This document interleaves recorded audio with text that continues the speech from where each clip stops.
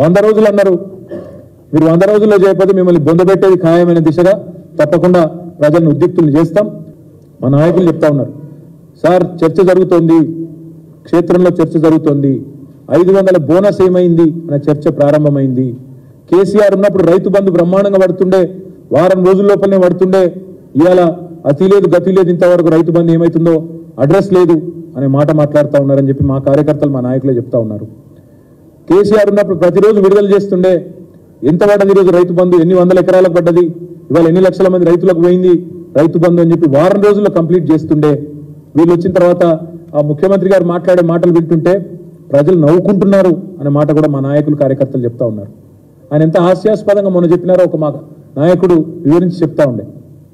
డిసెంబర్లో స్టార్ట్ అయ్యి మార్చి దాకా వేస్తుండే రైతు బంధు పోయిన ప్రభుత్వం అని రేవంత్ రెడ్డి చెప్తుంటే రైతులు నవ్వుకుంటున్నారు. ఎందుకంటే 12 సార్లు, ఒకసారి కాదు 2 సార్లు కాదు, 12 సార్లు వారం రోజుల్లోనే 7,000 కోట్లు జమ చేసిన నాయకుడు కేసీఆర్ గారు రైతుల ఖాతాల్లో. అట్లాంటి కేసీఆర్ గారి గురించి చిల్లరమల్లర మాటలు మాట్లాడితే ముఖ్యమంత్రి స్థాయి వ్యక్తి ప్రజలు ఏమనుకుంటారు, రైతులు నవ్వుకుంటారన్న సోయి లేకుండా మాట్లాడితే, ప్రజలకు వాస్తవాలు తెలుసు అన్న విషయాన్ని కూడా విస్మరిస్తే ఎట్లా అని చెప్పి మా నాయకులు కార్యకర్తలు ఇవాళ ఆదిలాబాద్ నుంచి వచ్చిన వాళ్ళే ఈరోజు చెప్తా ఉన్నారు. సొంత రాష్ట్ర పరపతిని తగ్గించే విధంగా, ఇవాళ పలుకుబడిని పలుచన చేసే విధంగా వితండవాదాలు, వింత వాదనలు, పనికిమాలిన అంశాలు తెర మీదకి తీసుకొచ్చి అదేదో జరిగిపోయింది, తప్పు జరిగినట్టు ల్యాండ్ క్రూజర్లని పనికిమాలిన మాటలు మాట్లాడి ఇవాళ చేయాల్సినవి చేయకుండా తెలంగాణ బ్రాండ్ ఇమేజ్ దెబ్బతీసే ప్రయత్నం ఏదైతే కాంగ్రెస్ చేస్తున్నదో దాన్ని బట్టి అర్థం చేసుకోవచ్చు వాళ్ళ రాజకీయ ఆలోచన ఎంత వికృతమైందో. అవసరమైతే స్వప్రయోజనాల కోసం, రాజకీయ ప్రయోజనం కోసం తెలంగాణ బ్రాండ్ ఇమేజ్ని కూడా దెబ్బతీసే ప్రయత్నం ఏదైతే వాళ్ళు చేస్తున్నారో, వాళ్ళు ఒకటే అనుకుంటున్నారు కాంగ్రెస్ వాళ్ళు, అబద్ధాలనే అస్త్రంగా వాడుకుని ఎన్నికలు గెలిచినాం, మళ్ళీ అదే అబద్ధాలతో డైవర్షన్ టాక్టిక్స్తో పరిపాలన కూడా నెట్టుకొస్తాం, ప్రజలు మర్చిపోతారేమో అనుకుంటున్నారు. మేము మాత్రం మర్చిపోనీయం ప్రజలను.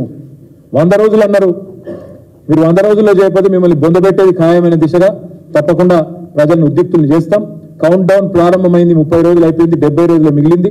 తప్పకుండా ఈ విషయంలో ప్రజల్ని తప్పకుండా చైతన్యవంతుల్ని చేస్తాం. ఒక అబద్ధాన్ని 100 సార్లు చెప్పి నిజమని తిమ్మిని బొమ్మిని చేసే ప్రయత్నం ఏదైతే చేసి మరి ఫేక్ ప్రాపగండాతో సఫలమైనరో ఎలక్షన్లలో, దాని పరిపాలనలో కూడా ప్రయోగించే ప్రయత్నం చేస్తూ ఉన్నారు. తప్పకుండా దాన్ని తిప్పి కొడతాం. అందుకే మన ప్రజలకు ఇంకొకటి కూడా ఇవాళ మా కార్యకర్తలకు కూడా ఇచ్చాం. మేము చేసింది అప్పులు కాదు, మేము చేసింది అప్పులు కాదు, ఆస్తులు సృష్టించినాం. తెలంగాణ రాష్ట్రం కోసం 50 లక్షల కోట్ల పైచిలకు ఆస్తులు సృష్టించాం. ఏ రంగంలో ఏం చేసినామో చెప్పే స్వేదపత్రాన్ని కూడా మా ప్రతి నాయకుడికి, ప్రతి కార్యకర్త కూడా ఇస్తా ఉన్నాం. కేటీఆర్ ఇంకా ముఖ్యమంత్రి కొడుకును అనుకుంటున్నాడు. నెల రోజులు కానీ కాంగ్రెస్ ప్రభుత్వం మీద 420 హామీలని పుస్తకాన్ని రిలీజ్ చేస్తా అంటున్నాడు. ఖబర్దార్ కేటీఆర్, నీకు సిగ్గు శరం ఏమైనా ఉన్నాయా? 10 ఏళ్ళు నువ్వు తెలంగాణను పరిపాలించినావు. ఏ ఒక్క ఉద్యమకారులకు నువ్వు న్యాయం చేసినావు? ఎంతమంది నిరుద్యోగులకు ఉద్యోగాలు ఇచ్చినావు? నీ టీ హబ్ పేరుతో 5% తెలంగాణ బిడ్డలకు ఉద్యోగాలు ఇచ్చినట్టు నీ గుండె మీద చేసుకొని చెప్పు. ఖబర్దార్, లేని పక్షంలో నీకు తగిన బుద్ధి చెప్తాం. కేటీఆర్, నువ్వు కేసీఆర్ని ఇంకా సీఎంగా చూడాలనుకొని అంటున్నారు జనాలని పగటి కలలుగా అంటున్నావు. నువ్వు ఇంకా అధికార భ్రమ నుంచి దిగలేదు కేటీఆర్.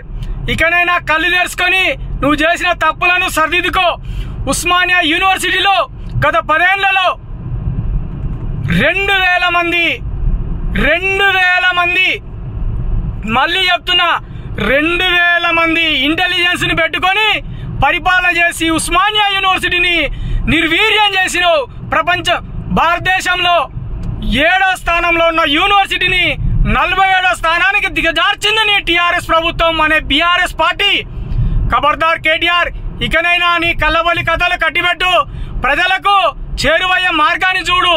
ఎంతసేపు నువ్వు రాజు కొడుకు లెక్క, రాచరికం లెక్క ఇంకా నేను సీఎం కొడుకుని అనే భ్రమ నుంచి దిగిరా బిడ్డ. లేకపోతే రానున్న రోజుల్లో నిన్ను జనాలు రాళ్లతో కొట్టే రోజులు దగ్గరికి వస్తున్నాయి. ఇకనైనా కాంగ్రెస్ పార్టీ మీద నీ దుష్ప్రచారాలు ఆపి సరిగా ప్రజల పక్షాన ప్రతిపక్ష హోదాను కాపాడుతూ దానికి న్యాయం చేయమని హెచ్చరిస్తున్నా. ఖబర్దార్ కే